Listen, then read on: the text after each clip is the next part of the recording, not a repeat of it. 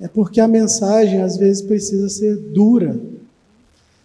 E como o povo tem essa, né, no Antigo Testamento principalmente, o povo estava endurecido para a palavra, exigia que o profeta tivesse pulso firme. Então, assim, quando a gente lê o discurso dos profetas, parece que eles estão realmente bravos. Mas eles não estão fazendo aquilo com ódio no coração, eles estão fazendo aquilo por uma ordem de Deus. Então, se isso atrai as pessoas ou distancia, né, o que a gente vê claramente é que muitas pessoas ouviam a palavra dos profetas e se voltavam àquela mensagem. Né? Então, a Bíblia, nesse caso, não tá falando nada de amizade. Assim, a intenção bíblica não é falar da amizade dos profetas. Você tem, por exemplo, o exemplo de Elias e Eliseu, eles eram amigos.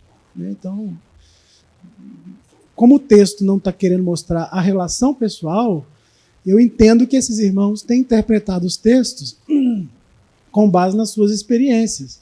Talvez eles falam com uma certa brutalidade, sem a graça, né, para falar de coisas.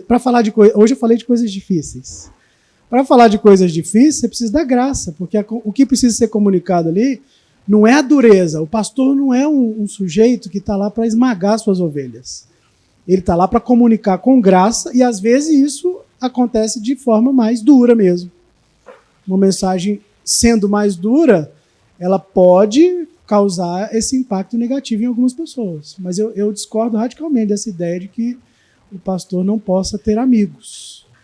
Né? Até porque os amigos que estão à volta dele serão os profetas desse pastor. Muito provavelmente. Né? Amigo de verdade dá uma chacoalhada assim. Então, o pastor deveria ter pelo menos uns 2 profetas à sua volta para tomar umas pauladas de vez em quando. Né? Eu entendo que, minha opinião, é um erro de interpretação desses irmãos aí. Recebi uma pergunta aqui. Qual a influência dos moveres espirituais cheios de emoções na realidade da saúde emocional dos líderes? Então, eu acho que isso ficou claro assim, durante a exposição, né? Nada contra as reações. Lembra daquela imagem que eu coloquei? Você pode vir a um culto e se emocionar profundamente. Você pode chorar, qualquer expressão né, que a gente chama de sentimental. A minha intenção era mostrar exatamente que não há essa cisão entre sentimento e racionalidade. Porque se Deus te toca e você não chora, você é um insensível. Então, se Deus fala ao seu coração com uma palavra, você vai manifestar alguma reação, né, através das emoções, igual eu coloquei naquele slide. Então, a princípio, não há nenhum problema, não tem problema. A questão é quando o sentimentalismo, né, as emoções, se tornam a ênfase nos nossos cultos. Então, assim, o erro que eu apontei é exatamente essa questão de ir ao culto para sentir alguma reação, né, alguma sensação que, às vezes, o culto não vai produzir. Né? Então, a gente tem que ter esse cuidado, porque o centro do que o culto cristão deve ser é a experiência completa. Deus vai falar com você, pode ser pela música, Deus vai falar com você, pode ser por um testemunho, por algum irmão que ora por você. Lembra lá de Efésios, né? Falando entre vós com salmos, cânticos, hinos. Né? Em todo tempo a gente tem que ter essa prática comunitária. Então, reduzir o culto ao sentimento que ele produz é pecado. É nesse sentido que eu acho que traz o prejuízo espiritual, porque a gente abandona o verdadeiro sentido do que o culto cristão tem que ser. Como saber aonde está o meu coração? Quem vai te dizer onde está o seu coração é o Espírito de Deus. Porque é Ele que testifica que você é filho de Deus. Essa experiência do novo nascimento, ela só acontece quando você se torna consciente da sua condição e daí então você começa a agir no mundo. Então, assim, o que o Espírito faz, ele pode fazer de formas diferentes. Mas um outro erro é a gente confundir a experiência da conversão com os nossos atos de quem é convertido. Então você pode ser um crente espiritual, profundamente apaixonado por Jesus e não ter tanta atividade. Deus te chamou para alguma coisa específica. Então, quando a gente tem consciência, né? O Espírito age nessa consciência, testificando para você quem você é, ele vai te dizer também dos seus pecados. Um erro que muitos cristãos cometem é que quando eles pecam, eles acham que a vida cristã acabou. Eu te digo justamente o contrário. Quando você nasce de novo, é só ler Romanos capítulo 1. Quando você nasce de novo, você sabe da sua condição de pecador e aquele pecado é um acidente que te remete a Deus. Presta atenção nisso. Pecado na vida do cristão remete ele ao arrependimento imediato. É isso que o Espírito faz. Quem não é cristão, quem não é convertido, o pecado cada vez o afunda mais no pecado. O pecado é a própria condenação. É isso que está lá em Romanos 1. Quanto mais você peca, mais você desconhece e não reconhece a Deus nem na natureza. Nem nos sinais mais claros da criação você consegue ver alguma coisa divina, transcendente. Não tem nada lá. Por quê? Porque você está morto. Agora, quando você vê os seus pecados do jeito que eles são, você pode, se você não entendeu a fé cristã, você vai achar que é o seu desempenho que faz você melhorar. Não é. Vida cristã, gente, é assim. Arrepende, confessa e larga. Ah, pastor, mas eu peco 20 vezes por dia. Você vai arrepender 21 por dia. Funciona assim a vida cristã. Não tem conversa. Ah, mas eu cometo o mesmo pecado. Tá, tudo bem, você pode cometer. Mas o fato de cometer o mesmo pecado só está te dizendo que você tem que se arrepender mais desses pecados. Tem áreas na sua vida que demora mais tempo a mudar. Tem pecado lá, 1 João, capítulo 1, fala assim, se andardes na luz, como ele na luz está, tendes comunhão uns com os outros, e aí o sangue de Jesus te purifica do pecado. Tem pecado, meu irmão? Você vai precisar de ajuda. Porque vida cristã não acontece sozinho. Não existe vida cristã individual. Vida cristã é sempre comunitária. Tem pecado que você não vai superar sozinho. Esse é o problema. Você quer ficar na vida de Adão, né? Escondendo de Deus quando ele falar o seu nome. Esse é que é o problema. Aí você vai procurar uma moita para correr atrás dela. Você devia era procurar Jesus Cristo, procurar um irmão. Brother, me ajuda aqui que esse pecado tá brabo. Esse aqui eu preciso de ajuda mesmo. Isso é obra do Espírito. Mas te ensinaram errado, te ensinaram que quando você pecar, você tá perdendo salvação. Não foi? Está errado. Quando você pecar, você tem um advogado diante de Deus. É isso que a Bíblia diz. Tem nada de perder salvação. Você tem um advogado. Né, Rogério? Depois você pergunta para o Rogério o que ele faz. Ele vai interceder por você. Você está achando que é você que vai livrar a sua cara? Quem livra a sua cara é Cristo. Você não dá conta. Mas você vai ficar insistindo nisso e aí você fica dividido mesmo. Entendeu? Pecado na vida do cristão é acidente. Ele tem que te pôr para cima, não é para baixo. Quem vai para baixo é quem não tem a luz, quem não nasceu de novo. Por isso que eu falei da regeneração, né? Esse é o ponto mais importante da espiritualidade cristã. Quanto mais você conhece isso, e quanto mais se arrepende, mais isso vai produzindo esse exercício diário, né? Até uma hora você... Eu acho que, na verdade, vai mudar, né? A gente nunca vai estar totalmente livre dos pecados, assim. Não. Sem dúvida, não.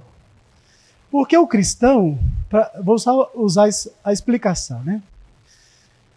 Lembra que eu falei aqui rapidamente do maniqueísmo?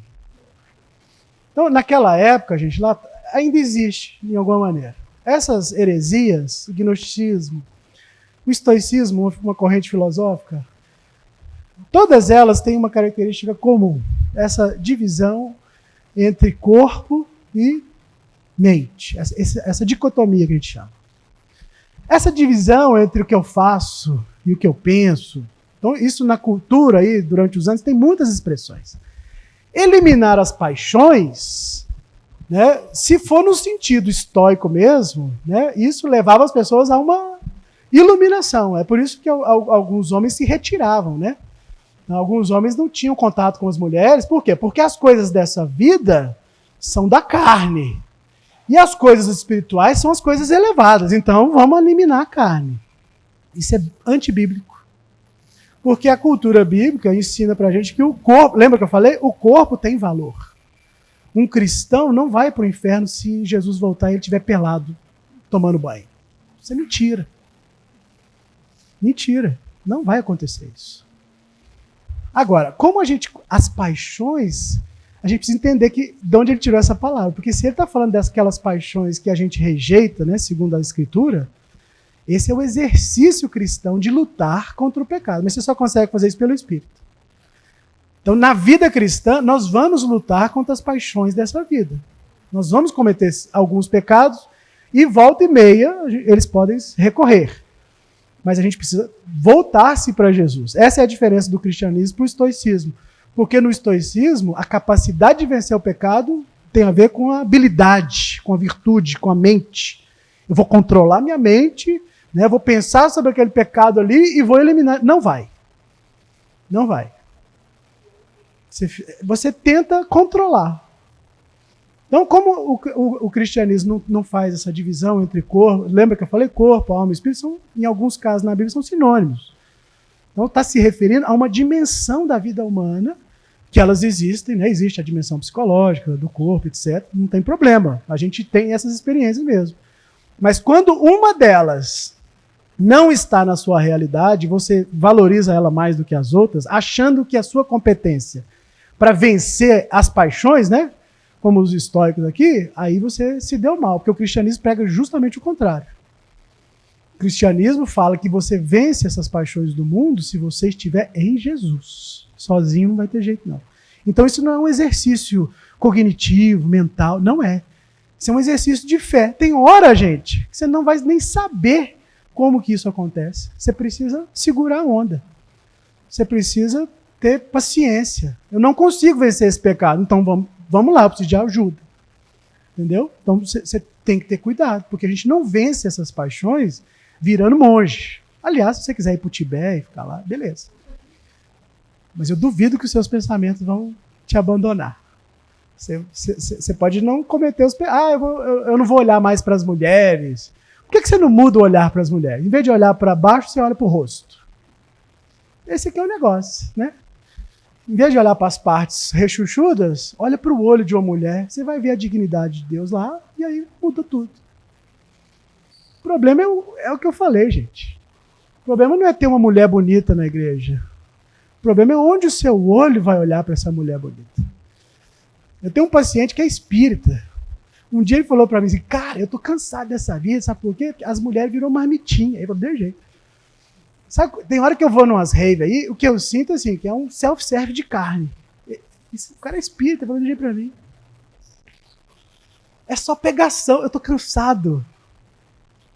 Espírita o cara, gente. E aí os assuntos são bons demais, né? Aquela sessão que podia durar 200 horas. Aí você vai rendendo. Até o cara, quando ele vê alguma luzinha, e olha que eu não tô lá evangelizando ele, não, hein? Estou mostrando a realidade para ele, na perspectiva cristã. Ele saca. Então não pode ficar... Tem criança aqui? Não, né? Tem, né? Então não vou falar.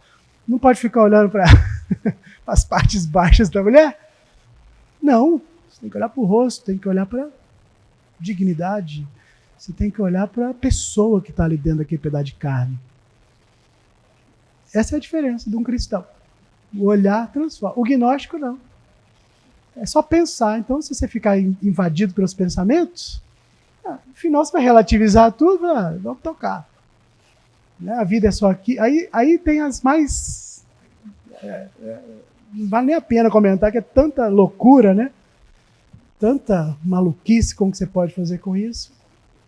E não tem fim. Tá claro, pessoal? É aquele livro que eu recomendei, ele dá a receita. Embora não exista uma receita de bolo. O Schaefer tem uma ideia sensacional, que ele fala assim, a vida, ela deve ser... Lembra a experiência que eu estava falando aqui do cachorro? O que acontece hoje com a nossa ansiedade? A gente vive a vida fora do tempo. O ser humano dá conta de fazer isso. Então o ser humano ele consegue fazer esse movimento para trás, né? A gente tem memória, pode resgatar, né? Ou a gente pode fazer para frente. Geralmente a gente classifica a ansiedade assim, né? Aquela antecipação de alguma coisa que está lá. Ou seja, é uma vivência do que está lá na frente que você traz para cá. Então, eu vou agora, paganismo total aqui. O Thiago, fecha o ouvido aí. Então, assim, o Russell fala que consciência é consciência de algo. Toda consciência é consciência do momento. Consciência só pode ser consciência se ela existir agora, embora você seja capaz de fazer esse movimento para trás e para frente, beleza? Se você ficar preso no passado, você vai... A depressão, por exemplo, é tipo isso. É uma experiência que te marcou, que ficou lá. Se você vive no futuro, você vive elétrico, né? Não dorme, o que eu vou fazer amanhã? O Schaefer dá a receita e fala assim, a vida cristã, da verdadeira espiritualidade, ela é vivida momento a momento, na sua intensidade máxima.